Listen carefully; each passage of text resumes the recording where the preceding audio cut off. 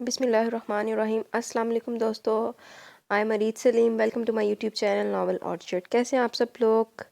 کیسا لگ رہا ہے آپ کو یہ والا ناول جو میں نے سٹارٹ کیا ہے؟ شارٹ سا یہ ناول ہے جو پولیس والا، اس میں ہیرو ہے، فورس میرج بھی ہے، کانٹریکٹ میرج بیس بھی ہے، اسی طرح کا یہ شارٹ سا ایک ناول ہے، بہت پیارا سا رومانٹک ناول۔ تو یہ ہم نے کل سٹارٹ کیا تھا، تو یہ کیسا لگ رہا ہے آپ کو؟ آج ہم اس کی لاسٹ ایپیسوڈ پڑھیں گے۔ تو اس سے پہلے میں آپ سب کا بہت زیادہ شکریہ ادا کرنا چاہوں گی جس نے چینل کو سبسکرائب کیا، جو ویڈیوز دیکھتے ہیں اور پسند کرتے ہیں، ان کا بہت بہت شکریہ۔ آپ سب کی سپورٹ کی بدولت ہی میں یہاں تک پہنچی ہوں، اور مجھے نیو ایپیسوڈ ریکارڈ کرنے کی پڑی رہتی ہے کہ ریڈرز ویٹ نہ کریں، لسنرز ویٹ نہ کریں۔ تو اس لیے میں روٹین سے ہی نیو ایپیسوڈ ریکارڈ کرتی رہتی ہوں، بلکہ سم ٹائم تو اپنا کام چھوڑ کے بھی کرنا پڑے تو تب بھی میں کر دیتی ہوں، کہ آپ لوگوں کو، مجھے اچھا نہیں لگتا آپ لوگوں کو ویٹ کروانا۔ جی، آج ہم ایپیسوڈ سٹارٹ کرتے ہیں، لیکن اس سے پہلے میں آپ کو تھوڑی سی وہ دکھاؤں گی ایڈٹس وغیرہ جو میری پیاری دوست عریشہ نے مجھے بنا کے دیے اس ناول کے ہیرو ہیروئن پہ، تو وہ میں آپ کو ضرور دکھانا چاہوں گی۔ جو میری ہم نام کی امیجینیشن میں تھا، ہمارا جو پولیس والا ہے داور، وہ اس نے کچھ اس طرح سے بتایا، یہ داور کو اس نے بتایا، اس کو یہ اچھا لگا۔ اور یہ ہماری معصوم سی جاسوسن ہیروئن جو بیچاری ہر دفعہ ہر باری وہ جاسوسی کرنے جاتی ہے اور پکڑی جاتی ہے۔ تھینک یو سو مچ اریج، بہت شکریہ جانی اتنی سپورٹ کے لیے اور اتنے پیار کے لیے۔ انشاءاللہ میں تمہارا نام ضرور روشن کروں گی۔ تو آئیے، باتیں تو کافی ہوگی، اب ہم سٹارٹ کرتے ہیں اپنا ناول تناب گلاب خوابوں کی، ریٹن بائی نبیلہ ابر راچا۔ تو اس کی ہم لاسٹ ایپیسوڈ آج ریڈ کرنے جا رہے ہیں۔ آئیے لاسٹ ایپیسوڈ سٹارٹ کرتے ہیں، ہوپ سو آپ انجوائے کریں گے۔ Let start. سنہری رو پہلی بیلے کی کلیوں سے گندے ریشمی ان چھوئے خواب، آگاہی سے ہٹ کے ناداں آنکھوں نے دیکھے ہیں بے حساب۔ ان خوابوں کا کوئی انت نہیں، زمین سے افق تک، ازل سے ابد تک، جاں سے سانس تک، آس سے پاس تک، ہجر سے وصل تک، خواب سے اصل تک۔ میں نے خواب دیکھے ہیں، میں نے خواب دیکھے ہیں۔ حسان کے ولیمے کے روز وہ کمرے میں مٹھائی کے ڈبے رکھنے جا رہی تھی کہ دروازے پر داور نے روک لیا۔ اسے کسی کا خوف نہ تھا کہ کوئی بھی ادھر آ سکتا ہے۔ مجھ سے اتنا چھپ کیوں رہی ہیں؟ مت میرے اوپر یوں ظلم ڈھائیں۔ لمبا چوڑا سا داور اس وقت بہت بے بس لگ رہا تھا۔ مجھے کیا ضرورت ہے آپ سے چھپنے کی؟ میں کوئی چور ہوں؟ وہ چمک کر بولی۔ چور ہی تو ہو تم پری، میری نیندیں میرا چین تک چرا لیا ہے، اب انجان بن رہی ہو؟ کیا میری زبان سے سننا چاہتی ہو کہ داور سے تمہاری محبت میں مبتلا ہو گیا؟ اس نے صاف صاف کہہ ڈالا۔ پروا کی نگاہیں جھک گئیں۔ پلیز کچھ تو کہو۔ داور نے کمال بہادری سے اس کے شانوں پر ہاتھ رکھتے ہوئے اسے اپنی طرف موڑا تو پروا کو گورا کرنٹ سا لگا۔ چھوڑے مجھے، اس نے داور کے ہاتھ اپنے شانے سے ہٹانے چاہے۔ یوں نہیں، پہلے مجھے بتاؤ میں تمہیں کیسا لگتا ہوں؟ وہ ضدی لہجے میں بولا۔ اچھے لگتے ہیں، اس نے کسی کے آ جانے کے خوف سے جلدی سے کہا۔ صرف اچھا؟ داور نے اس کی آنکھوں میں جھانکا تو وہ نظریں چگڑا گئی۔ اس کے ماتھے پر پسینے کے ننھے ننھے قطرے جگمگا اٹھے تھے۔ داور کو جواب مل گیا تھا۔ اسے بھرپور نظروں سے دیکھتے ہوئے اس کے شانوں سے اس نے ہاتھ ہٹا لیے۔ تمام مراحل ایک پل میں طے ہو گئے تھے۔ ماسی خیرن نے اسے بتایا کہ آپ کا ملاقاتی آیا ہے۔ پروا کو خیال آیا کہ حیات ہوگا، شاید بابا سائیں کا کوئی پیغام لایا ہو۔ پاؤں میں جوتے پھنساتے ہوئے دوپٹہ ہاتھوں میں لیے اس نے وزیٹرز روم کی طرف نگاہ دوڑائی۔ داور کمرے کے درمیان میں کھڑا تھا، وہ پوری رفتار سے بھاگتی آئی تھی۔ حیات کی جگہ اسے دیکھ کر اسے حلیے پر شرمندہ سی لگ رہی تھی۔ ہاتھوں میں دوپٹہ اور الٹے جوتے پہنے میں پھولی پھولی سانسوں سمیت داور کو بڑی انوکھی لگی۔ توبہ توبہ، اتنی بے قراری! ویسے اپنے لیے مجھے یہ بے قراری اچھی لگی ہے۔ وہ اسے گہری نگاہوں سے دیکھتا ہوا بولا۔ کیوں آئے ہیں؟ اس نے پوچھا۔ تمہیں دیکھنے، وہ جھٹ بولا۔ سنو، کل 2:30 بجے تیار رہنا، میں تمہیں لینے آؤں گا۔ کیوں؟ وہ ہونک پنے سے بولی۔ بابا تم سے باتیں کروں گا، اچھی طرح دیکھوں گا، اتنے دن ہو گئے تمہیں دل میں اتارے۔ وہ گہرے لہجے میں بولا تو پروا کا رنگ سرخ ہو گیا۔ وارڈن، وہ کمزور لہجے میں بولی۔ ان سے بھی اجازت لے لوں گا، اگر انہوں نے کل تمہیں روکا یا پوچھ گچھ کی تو بات کرنا۔ آپ یہیں بات کر لینا جو کرنی ہے، وہ رخ موڑے موڑے بولی۔ میں یہاں نہیں کر سکتا نا، وہ جچ ہو گیا۔ بہرحال کل تیار رہنا، میں 2:30 بجے آؤں گا۔ وہ اسے یاد دہانی کروا کر چلا گیا۔ کوئی اندر سے کہہ رہا تھا کہ یہ سب ٹھیک نہیں۔ دل نے ساری ہدایات کو پس پش ڈال دیا، ابھی تک اس نے سپنوں کی راہ گزر پر پہلا قدم رکھا تھا۔ دوسرے روز وہ مقررہ وقت پر اسے لینے آ گیا۔ وہ چپ چاپ گاڑی میں بیٹھ گئی۔ وہ رخ موڑے کھڑکی سے बाहर देखती रही और चंद मिनट तो खामोश रहा, फिर दरख्तों से घिरी खाली सड़क पर गाड़ी रोक दी। अगर ऐसी बेतबारी थी तो मना कर देती, मैं तुम्हें लेने नहीं आता। वो रुख मोड़े बैठी परवा की तरफ घूमा, वो खामोश रही। तो दावर ने गाड़ी वापस मोड़ ली और इसे हॉस्टल के गेट पर उतार कर चला गया। अब परवा को एहसास हुआ कि उसने दावर को नाराज़ कर दिया है। यूं ही 2-3 दिन गुजरे तो ये एहसास और भी बढ़ गया। इरम भी कॉलेज नहीं आ रही थी कि इसके पास कोई जरिया नहीं था कि वो दावर से रब्ता करके इसकी नाराज़गी दूर करती। इरम से अपने एहसास शेयर करना इसे मुनासिब नहीं लगा। हमेरा और ज़ुफ़शा से वो बात करने का सोच भी नहीं सकती थी। वो क्या करे, इसी सोचने से उदास कर दिया। इधर दावर परवा की इस बेएतबारी पर सुलग रहा था। क्या उसे इतना गलत आदमी समझती थी जैसे उसे खा जाएगा?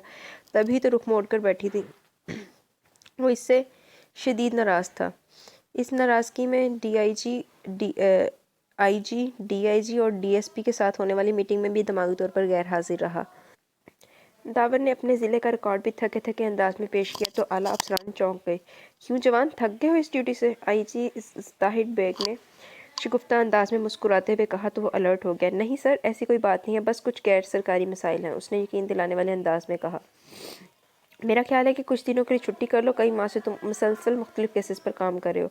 स्पेशल पुलिस डिपार्टमेंट्स की ड्यूटीज़ भी खासी टफ होती हैं। मेरा ख्याल है कि तुम्हारे जहन पर काम का बहुत ज़्यादा बर्डन है। छुट्टी करो और कुछ रोज़ के लिए हर सरकारी मसरूफियत भूल जाओ। डीआईजी सौले मिर्ज़ा ने हमदर्दाना निगाहों से इसे देखा तो आईजी और डीएसपी ने भी इनकी तायद की। यूं इसे छुट्टी मिल गई, पर इस फारिग वक्त में वो और भी शिद्दत से याद आने लगी। वो हसान की तरफ चला गया कि शायद वो आई हो, मगर वो वहाँ नहीं थी। इरम भी अपनी पप्पो की तरफ गई हुई थी। वो बुझे बुझे दिल से लौट आया। पहला तजर्बा ही तल्ख साबित हुआ था। कोई लड़की इसे इस हद तक अच्छी नहीं लगी थी, यहाँ तक कि वडेरा सच्चल नवाज की बेटी भी, जिसे इसका सौदे के बदले निकाह हुआ था, इस ताल्लुक ने इसके अंदर कोई जज्बा नहीं जगाया था, कोई आग नहीं भड़काई थी, बल्कि वो तो सब कुछ फरामोश के परवा की तरफ बढ़ा था, ये जानते हुए कि इसका अंजाम खतरनाक होगा। अगर वडेरे के कारिंदों को खबर हो जाती कि वो क्या सोच रहा है तो वडेरा यकीनन इसकी मौत के ऑर्डर जारी कर देता। वो एक खतरनाक आदमी कूद पड़ा था, ये तो तय था। वो जो भी इस आग के नज़दीक आता इसे लाजमी तौर पर जल जाना था। शुरू शुरू में परवा का हाकमाना रवैया इसे बहुत बुरा लगता था। एक सपहर इसने जब इसके कमरे में आकर इसे जगाया तो दावर को इल्म हुआ कि वो बहुत मासूम लड़की है। इसमें आम लड़कियों वाली चालाकी और होशियारी नहीं थी। जिस तरह से वो इसे हुक्म देती थी, ऐसे तो वो अपने मातहतों को भी नहीं देता था। इसे इल्म था कि वो इसे खतरनाक और पूरे सरार आदमी समझती है। इसके तमाम जासूसियों की इसे खबर थी। जानकर इसके मुंह से जुबानी फिक्रे फिसल जाते और जब वो इसकी जुर्रत पर गुस्सा होती, भड़क उठती तो दावर को बड़ा लुत्फ आता। इस दोपहर जब वो खिड़की में खड़ा था तो वो अचानक ही आई थी। दावर की इस हरकत पर इसकी आंखों से पहली बार खौफ झांका था, बेएतबारी लहराई थी। और जब वो रोते हुए सीढ़ियाँ उतरती गई तो दावर का जी बेख्तियार चाहा कि इसे असल बात बताए, इस गुस्ताखी का इस पेशकदमी का सबब बताए, पर अकल आड़े आ गई। फिर 2 दिन बाद वो लौट गई थी। इस तमाम अरसे में वो शिद्दत से इसकी सोचों पर काबिज रही थी और जब सड़क पर दावर का इससे सामना हुआ तो इसकी हैरत देखकर वो बहुत महजूज हुआ। फिर हसान ने इसकी असलियत का बताया तो वो कितनी शर्मिंदा हुई थी और जब दावर के खुले इजहार पर इसकी पलकें झुकी थी तो इसका दिल कितना बेईमान हो गया था। इरम पूरे 1 हफ्ते बाद आई थी। परवा को देखकर वो हैरान रह गई। उतरा उतरा चेहरा और मुरझाई रंगत, ये पहले वाली परवा तो नहीं लग रही थी। इरम इसे साथ ले आई थी जहाँ इसके घर से परवा ने दावर के ज़ाती, घरेलू और ऑफिस के फ़ोन नंबर्स नोट कर लिए थे। किसी हद तक इसकी तसल्ली हो गई थी, अब इसे फ़ोन करने का मसला था। दूसरे रोज़ इसने क्लर्क के ऑफिस से इसके घर फ़ोन किया तो किसी औरत ने उठाया।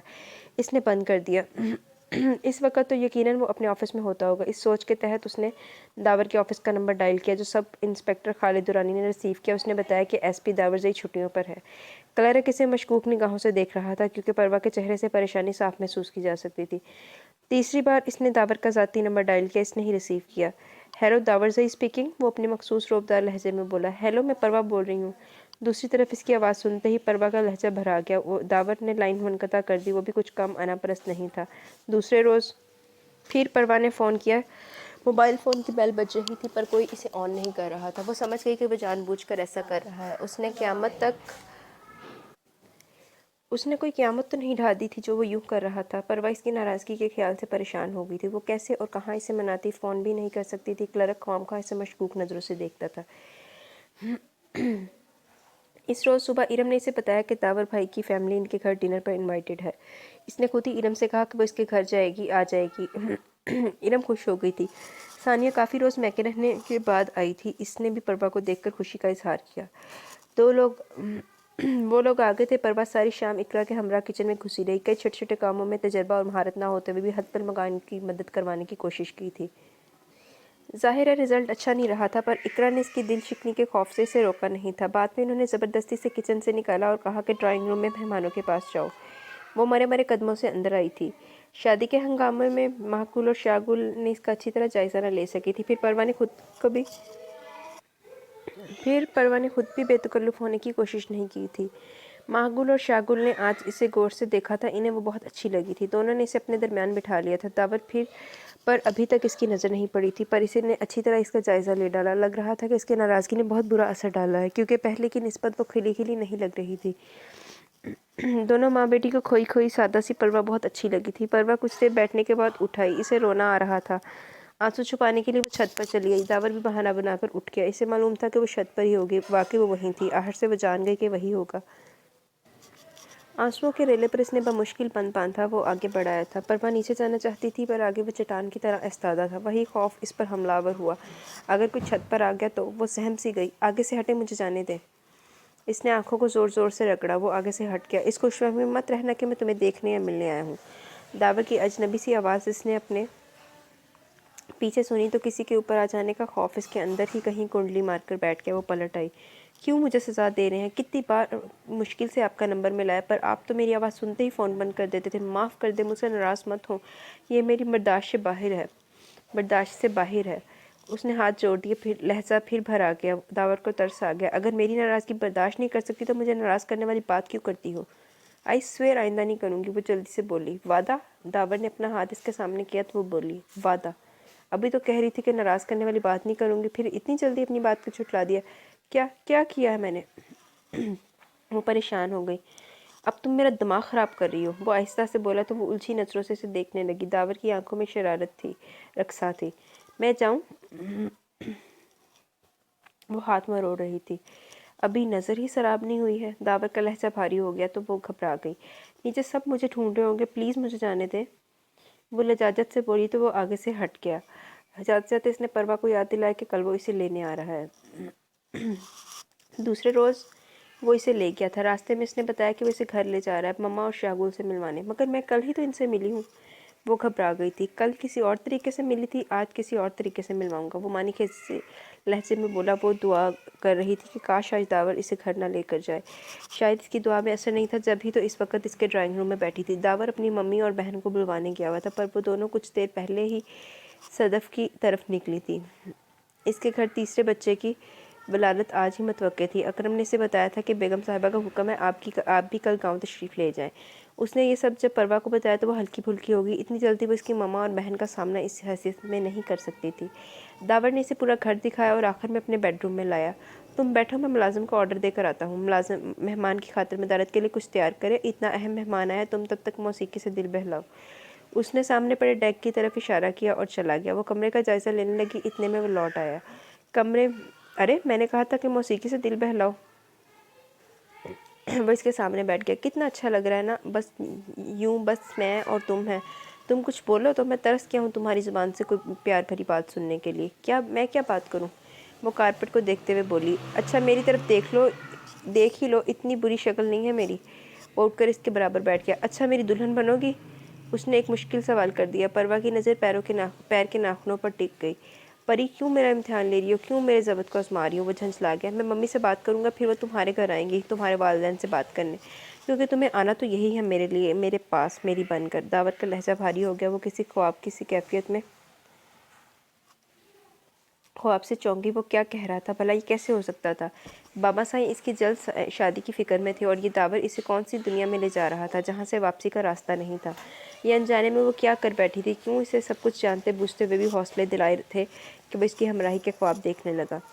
इसका मूड अचानक बदल गया। दावर भी हैरान था कि यकायक वो सर्द क्यों हो गई। परी मेरी मोहब्बत का इजहार, मेरा वालहानापन तुमसे बर्दाश्त नहीं होता है ना, इसलिए घबरा जाती हूँ। पर क्या किया जाए, तुम्हें इसी पागल से दावर के साथ ही गुजारा करना होगा। क्यों, मंजूर है ना? उसने झट नतीजा भी अखज़ कर डाला और इजहार भी कर दिया था। मैं जा रही हूँ। वो उठकर दरवाजे की तरफ बढ़ी। यार तुम तो माइंड कर गई हो। चलो आओ, आइंदा ऐसी बातें नहीं करूँगा। वो मासूम सी शक्ल बनाकर बोला तो परवा का दिल पिघल गया। ऐसी शिद्दत इसने कहाँ देखी थी। रात इसने बाबा साईं को ख्वाब में देखा। वो एक पिंजरे में बंद थे और पिंजरे के बाहर लातदार गिर्द मंडला रहे थे। वो बेनाम से बसपसों में घिर गई। सुबह सबसे पहला काम इसने यह किया कि छुट्टी की दरख्वास्त लिखी और हयात को फ़ोन किया कि वो आ रही है। وہ اس کی اس طرح آمد پر حیران تھا۔ پروا نے سارا خواب اسے سنایا تو وہ تسلی دینے لگا۔ ویسے یہ بات بھی تھی کہ حیات سے ملنے کے بعد وہ ذرا بہل گئی تھی۔ حیات بچپن سے اس حویلی میں پلا بڑا تھا۔ وڈیرا سائیں کو وہ چہیتا تھا۔ سنا تھا کہ اس کے والدین خاندانی دشمنی میں مارے گئے تھے۔ بابا سائیں ترس کھا کر اسے ساتھ لے آئے تھے۔ وہ 7 سال کا تھا جب حویلی آیا تھا، اب تو اسے 24 سال حویلی کے گرم و سرد دیکھتے ہوئے ہو گئے تھے۔ وہ وڈیرا سائیں کے جرائم میں کبھی شریک نہیں ہوا تھا۔ اس کی حیثیت ایک طرح سے حویلی کے محافظ کی سی تھی۔ سچل نواز اس پر بہت اعتبار کرتا تھا۔ اس کی غیر موجودگی میں حیات ہی حویلی کے تمام جملہ اختیارات کا مالک ہوتا۔ پروا بھی اس کی حیثیت سے واقف تھی۔ سب سے دلچسپ بات یہ تھی کہ حیات کو عورت سال سے دلچسپی نہیں تھی، حالانکہ حویلی کے تمام مرد ملازم اور حیات کے دوست کسی نہ کسی حیثیت سے عورتوں سے وابستہ تھے۔ حیات کی عمر 31-32 سال کے قریب ہو گئی تھی، پر اس نے ابھی تک شادی کے بارے میں نہیں سوچا تھا۔ سچل نواز نے کتنی بار کہا جس لڑکی کی طرف اشارہ کرو گے وہ تمہاری ہو جائے گی۔ اس نے شائستگی سے ان کی پیشکش کو ٹھکرا دیا تھا۔ پروا کا خیال رکھا تھا کہ وہ محبت میں ناکامی کا زخم کھائے ہوئے ہے۔ پروا کا خیال تھا کہ ممی میرا خیال ہے کہ ساجد انکل کے گھر جا کر بات پکی کراتے ہیں۔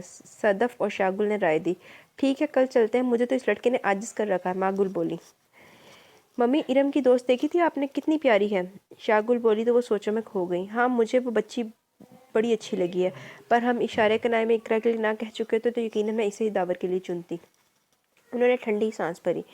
دوسرے روز وہ ساجد صاحب کے گھر چلی گئیں اور باقاعدہ طور پر اقرا کو بہو بنانے کی خواہش کا اظہار کر دیا۔ صالحہ نے رسمی طور پر سوچنے کی اجازت مانگی۔ آ کر انہوں نے داور کو بتایا، وہ تو ہتھے سے اکھڑ گیا۔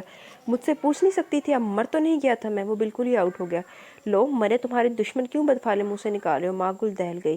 مما یہ آپ نے کیا کر دیا؟ اس نے دیوار پر مکہ مارا اور باہر نکل گیا۔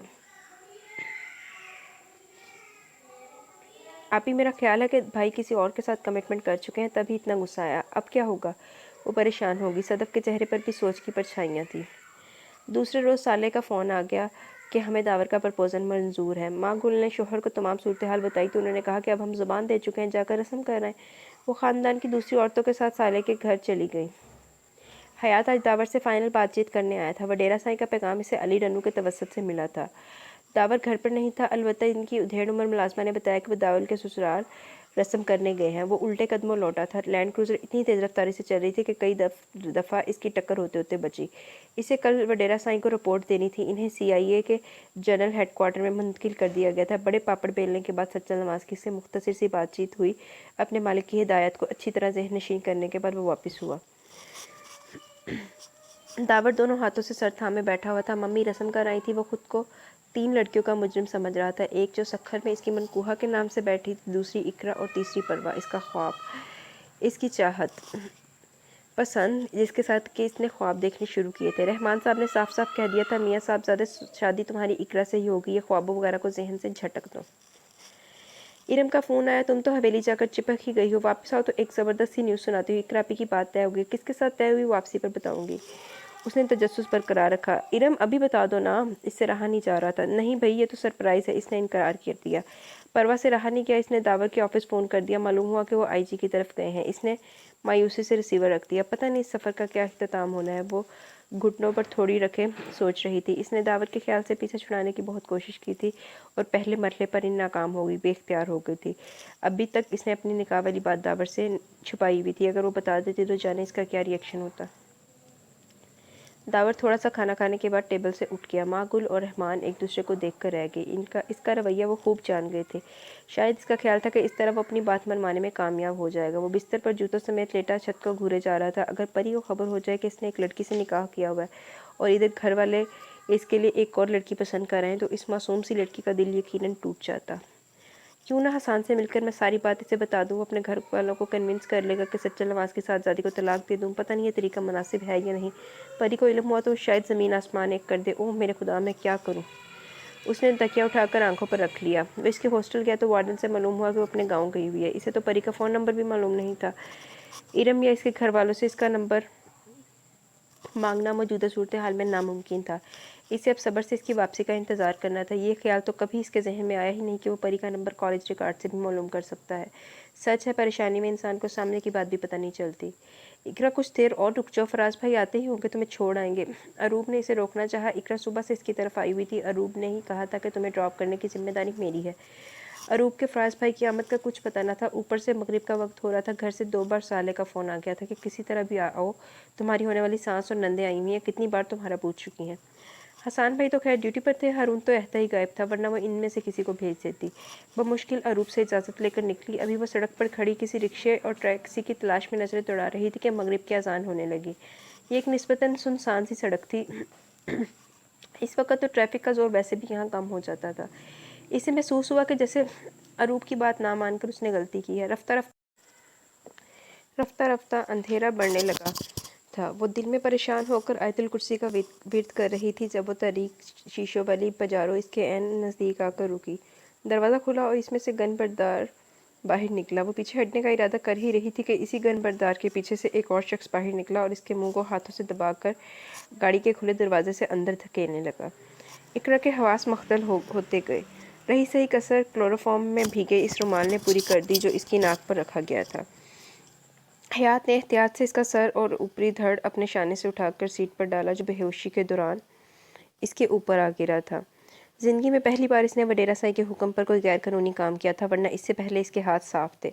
सच्चल नवाज ने कहा, मेरे जानसारों की तादाद दिन ब दिन घटती जा रही है। मैं सिर्फ तुम पर ही एतबार कर सकता हूँ, इसलिए तुम्हें ही कह रहा हूँ। दावर मेरी बेटी का हक है। इन लोगों को बता दो सच्चल नवाज को क्या सलूक करता है इनके साथ, जो इसके हक पर डाका डालने की कोशिश करते हैं। दावर साईं का वक्त अभी नहीं आया, बस तुम जाओ, सिर्फ अली डनू को लेकर जाना। इस लड़की को जब ले आओ तो अली डनू जैसा कहे वही करना। हयात ने इस बेहोश लड़की को डेरे पर मुंतकिल कर दिया। 2 घंटे बाद अली डन्नू मौलवी नेमत बख्श को लेकर आया। बाबा, इस शहजादी को होश में लाओ, मौलवी साहब ज़्यादा देर इंतज़ार नहीं कर सकते। वो मुझको को ताव देते हुए बोला तो हयात उलझता हुआ अंदर चला गया। वो पहले ही उठकर बैठी हुई थी। इकरा के सर पर धमाके से हो रहे थे। एक बेवजनी की कैफियत में थी। कुछ अक्ल में नहीं आ रहा था कि क्या हो रहा है और क्यों हो रहा है। ये लोग कौन हैं जो इसे इस तरह उठा कर लाए हैं। एक रोबदार करख्त नकूश वाले आदमी को वो अंदर आते देखकर संभल कर खड़ी हो गई। गिरती हुई हौसलों की दीवार को तो थामना ही था। शुक्र है आपको होश आ गया। वो गहरी सांस भरकर बोला। इसे इस सितम रसीदा लड़की पर तरस सा आ गया जो कुछ देर बाद अली डनू की भेंट चढ़ने वाली थी, क्योंकि वो अपनी इस हरकत को शरई करार देने के लिए मौलवी को भी ले आया था। वो इन्हीं कदमों वापस आया। वो होश में है, मुख्तसर कहकर वो अली डन्नू के पास बैठ गया। चल तू भी अंदर। अली डन्नू ने बिच्चल तू भी अंदर आ। अली डन्नू ने पहरा देते हुए बिच्चल को हाँक लगाई। वो अपनी गन संभालता चला आया। मौलवी साहब शुरू करें, दूल्हा बैठा हुआ है। वैसे आपने फॉर्म तो पहले ही पुर कर लिए होंगे, अब तो साइन करने की रस्मी सी कार्रवाई करना है। क्यों हयात, ये ठीक है ना?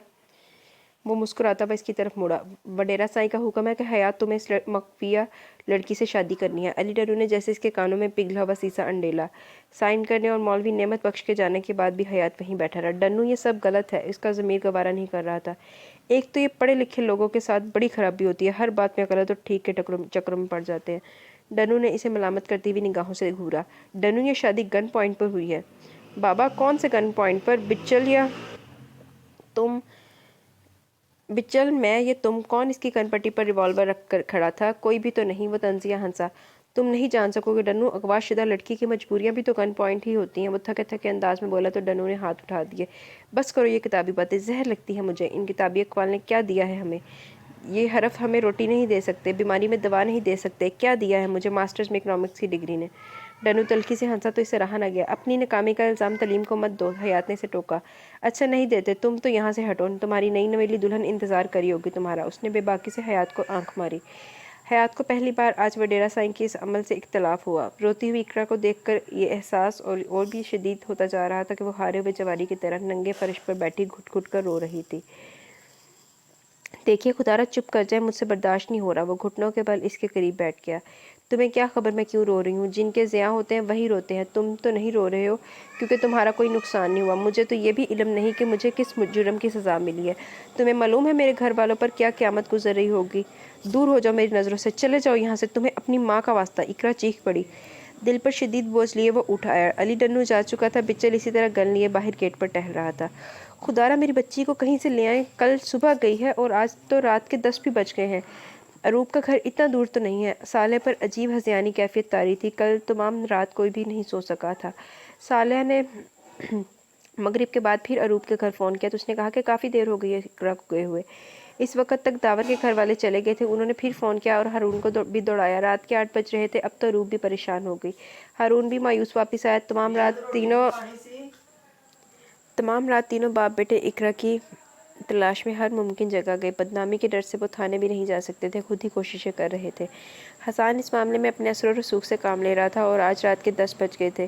اقرا کا کہیں بھی نام و نشان نہ تھا۔ صالح کی حالت بہت خراب تھی، وہ بار بار بے ہوش ہو رہی تھی، ثانیہ انہیں حوصلہ دے رہی تھی، ارم تو خود ہی بے حوصلہ ہو رہی تھی۔ ساجد صاحب چپ چپ تھے، بدنامی کا خوف کسی بھوت کی طرح ان کے اعصاب کو جکڑے جا رہا تھا۔ نہ جانے کیا ہونے والا تھا، چند روز بعد ہی تو اقرا اور داور کی منگنی کی رسم ہونے والی تھی۔ کل ماہگل اسی سلسلے میں اقرا کے کپڑوں اور جوتے کا ناپ لینے آئی تھی۔ فون کی مسلسل بج رہی تھی۔ شاگل نے اندر سے نکل کر فون اٹھایا۔ کوئی اجنبی اور سرد سی آواز تھی۔ سنا ہے آپ کی ہونے والی بھابھی اغوا ہو گئی ہیں؟ کیا؟ شاگل کے ہاتھوں سے ریسیور لرزا۔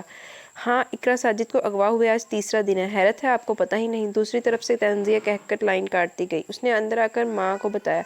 رحمان کا مشورہ تھا کہ فون کر کے پوچھ لیتے، جبکہ ماہگل کا کہنا تھا کہ ان کے گھر جا کر اصل صورتحال معلوم کرنا ضروری ہے۔ ساجد صاحب نے چھپانا ضروری نہیں سمجھا، بیٹی کے سسرال کا معاملہ تھا، وہ کہاں تک چھپاتے۔ یار فکر مت کرو، میں داور سے بات کرتا ہوں، وہ کچھ نہ کچھ ضرور کر لے گا۔ رحمان نے ساجد کو تسلی دی۔ ماہگل نے صالح کے پاس تھی۔ اس پراسرار ٹیلی فون کال کا ذکر ہو رہا تھا جس کی وجہ سے وہ اس وقت یہاں بیٹھی تھی۔ اقرا بیٹی کو تاوان کی وجہ سے اغوا نہیں کیا گیا، بلکہ اس کے پیچھے کوئی اور ہی قصہ لگتا ہے۔ یوں محسوس ہو رہا ہے اسے اغوا کرنے والے آپ کی عزت کے در پہ ہیں، کم از کم اس ٹیلی فون کال سے تو یہی لگتا ہے، رحمان پرخیال انداز میں بولے۔ میں نے تو ناحق کسی کا دل تک نہیں دکھایا، نہ کسی سے سخت لہجے میں بات کی ہے، پھر ایسا کیوں ہوا ہے؟ ساجد رو پڑے۔ خود کو کمپوز کرو، اگر تم حوصلہ چھوڑ بیٹھے تو تمہاری اولاد کا کیا ہوگا؟ رحمان نے ان کے کندھے پر ہاتھ رکھتے ہوئے سمجھایا۔ اقرا کے اغوا کے بارے میں سن کر داور کو خوشی نہیں ہوئی، جانے اسے کس مقصد کے لیے اغوا کیا گیا تھا۔ ہاں، یہ ضرور ہوا تھا کہ وہ خود کو بوجھ سے آزاد محسوس کرنے لگا۔ محبت شاید انسان کو ایسے ہی خود غرض بنا دیتی ہے۔ پروا کو بھی کالج لوٹتے ہی علم ہو گیا کہ اقراپی اغوا ہو گئی ہیں۔ ارم تو کالج ہی نہیں آ رہی تھی۔ زوفشاں اور حمیرہ نے بتایا کہ اقراپی کو نامعلوم افراد نے اغوا کر لیا اور اب گمنام کالز کر کر کے سب کو بتا رہے ہیں۔ ان کے تمام رشتہ داروں، ملنے جلنے والوں اور دوستوں کو اس واقعے کی خبر ہو گئی تھی۔ پروا کو احساس تھا کہ وہ سب اس وقت اس قیامت سے گزرے ہوں گے۔ وہ گھر جا کر ان کے زخموں پر نمک پاشی نہیں کرنا چاہتی تھی۔ اس نے داور کو فون کر کے کہا کہ وہ اسے صبح وارڈن سے اجازت لے کر پک کر لے، اسے بہت ضروری بات کرنی ہے۔ آفس میں حاضری دے کر 10 بجے کے قریب وہ اسے لینے آ گیا۔ وہ اس وقت سرکاری گاڑی میں یونیفارم سمیت آیا تھا۔ مجھے بغیر بتائے ہی تم چلی گئی، کتنا پریشان رہا ہوں میں۔ تمہیں کچھ احساس ہے؟ وہ اس نیم کھونک ریسٹورانٹ کے کیبن میں داخل ہوتے ہی اس پر برس پڑا۔ آپ کو پتہ ہے اقراپی اغوا ہو گئی ہیں، آپ کچھ کریں نا۔ اس نے داور کی ناراضگی کو نظر انداز کر دیا۔ داور نے حیرانی سے اس کا چہرہ دیکھا، گویا اسے یہ علم نہیں تھا کہ اقرا اور اس کے رشتے کی بات چل رہی ہے۔ کیا اقراپی کے سسرال والوں کو یہ پتہ ہے؟ کیونکہ مجھے ارم نے فون پر بتایا تھا کہ ان کی بات طے ہو گئی۔ کس سے طے ہوئی ہے یہ مجھے نہیں بتایا، اس سے پہلے یہ حادثہ ہو گیا۔ وہ افسوس کر رہی تھی۔ داور نے ایک گہرا سانس لیا۔ اچھا ہی تھا وہ لا علم تھی۔ پری میں بہت ڈسٹرب ہوں۔ اس نے دونوں ہاتھوں کی انگلیاں ایک دوسرے میں باہم پھنسائیں۔ میں بھی بہت ڈسٹرب رہی ہوں۔ وہ میز کی سطح کو گھور رہی تھی۔ کیوں؟ تم کیوں ڈسٹرب رہی ہو؟ وہ بے قراری سے آگے جھکا ہے۔ اس لیے کہ میری بات طے ہو چکی ہے، کچھ عرصے بعد میری شادی ہے، میں اب مزید آپ کو دھوکے میں نہیں رکھنا چاہتی۔ وہ ٹھہرے انداز میں اس کے حواسوں پر بجلی گرا گئی۔ پری جانتی ہو اس جھوٹ پر میں تمہارا گلا بھی دبا سکتا ہوں، وہ سخت لہجے میں بولا۔ میں جھوٹ نہیں بول رہی ہوں، بہتر ہوگا کہ ہم آج کے بعد نہ ہی ملیں۔ پری مجھے اتنا آگے لا کر تم پیچھے نہیں ہٹ سکتی۔ میں اس رقیب کو جان سے مار دوں گا جو تمہیں مجھ سے چھیننا چاہتا ہے۔ داور نے سختی سے اس کے شانوں کو تھام لیا۔ تکلیف کی شدت سے پروا کی آنکھیں ڈبڈبا گئی۔ پری کیا تمہیں مجھ سے محبت نہیں ہے؟ کیوں مجھے ستا رہی ہو؟ میں سچ کہہ رہا ہوں، جو بھی میرے اور تمہارے درمیان آیا زندہ نہیں بچے گا۔ وہ سختی سے دانتوں پر دانت جما کر بولا تو پروا کو چھرچری سی آ گئی۔ یہ رقابت کی آگ میں جھلستا ہوا داور تھا۔ شاید میں ہی قصوروار ہوں، مجھے آپ کی حوصلہ افزائی نہیں کرنی چاہیے تھی، شاید مجھے ارم کے گھر جانا نہیں چاہیے تھا۔ I am sorry, extremely sorry Dawar, آپ کسی بھی اچھی لڑکی سے شادی کر لیجیے گا، بھول جائیے گا کبھی پری آپ کو ملی تھی۔ وہ بڑے حوصلے سے بول رہی تھی۔ پری اس وقت میرے سامنے سے ہٹ جاؤ، واپس چلی جاؤ، ایسا نہ ہو کہ چند منٹ بعد یہاں سے تمہاری لاش نظر آئے۔ وہ درندے کی طرح گرایا تو اس کی آنکھوں میں آنسو آ گئے۔ یہ کیسی محبت ہے آپ کی جو مجھے زندگی سے محروم کرنا چاہتی ہے؟ میں پہلے ہی بہت پریشان ہوں، اب آپ بھی رہی سہی کو سربری کرنا چاہتے ہیں۔ میں بہت برے خواب دیکھ رہی ہوں اپنے بابا سائی کے بارے میں، کتنے مہینے میں نے ان کی شکل نہیں دیکھی ہے، نہ آواز سنی ہے۔ ایسے عالم میں مجھے آپ کا تصور ہی زندگی بخشتا ہے اور آپ مجھ سے اتنی زیادہ نفرت کرتے ہیں۔ اس نے آنسوؤں کو روکنے کی کوشش نہیں کی۔ داور کو اپنے رویے کی بدصورتی کا احساس ہوا۔ مار دے مجھے تاکہ اپنی جلن تو ختم ہو۔ وہ اس کے سامنے آ گئی۔ داور نے بے اختیار ایک بازو اس کے کمر کے گرد حائل کر کے اسے خود سے قریب کر لیا۔ اپنی زندگی، اپنی روح کو کیسے مار سکتا ہوں؟ وہ گہرے لہجے میں بولا۔ پروا نے اس کے شانے سے لگی سسکیاں بھرتی رہی، بعد میں اس کی انتہائی قربت کا خیال آتے ہی وہ اس سے دور ہو گئی۔ اب کس کے قتل کی دھمکی دوں؟ وہ سرشاری سے بولا۔ کچھ دیر پہلے کی بیزاری جو پروا کے انکشاف کے باعث اس کے وجود پر چھا گئی تھی، یکایک اس کا خاتمہ ہو گیا تھا۔ ज़ुफ़शा, इकरा आपी के मंगेतर का क्या नाम है? इसने यूं ही ज़ुफ़शा से पूछा था। तुम्हें नहीं पता? इरम ने तुम्हें नहीं बताया? तुम्हें भी पता है मैं सक्खर गई हुई थी। इरम ने कहा था कि वापस आऊँगी तो सरप्राइज़ देगी। अब ये हादसा हो गया, वो तो कॉलेज ही नहीं आ रही। वो हसान भाई के दोस्त हैं ना, जो ऑफिशियल पुलिस डिपार्टमेंट में एसपी ऑफिसर हैं, लंबे डैशिंग से। यावर वही दावर ज़ई यार, वही दावर ज़ई। ज़ुफ़शा माथे पर हाथ मारकर बोली तो परवा जैसे किसी गहरे भंवर में चकराने लगी। दावर ज़ई, ये ताल्लुक़ इब्तिदा से ही से गलत था। अब भी तुम्हें कभी भी याद नहीं करूँगी, कभी भी नहीं। अच्छा ही हुआ मैंने किसी फ्रेंड से तुम्हारा जिक्र नहीं किया, वरना रुसवाई और मलामत ही मेरे हिस्से में आती। तुम्हारे तसव्वुर को मुझे अंदर ही अंदर कहीं दफन करना पड़ेगा।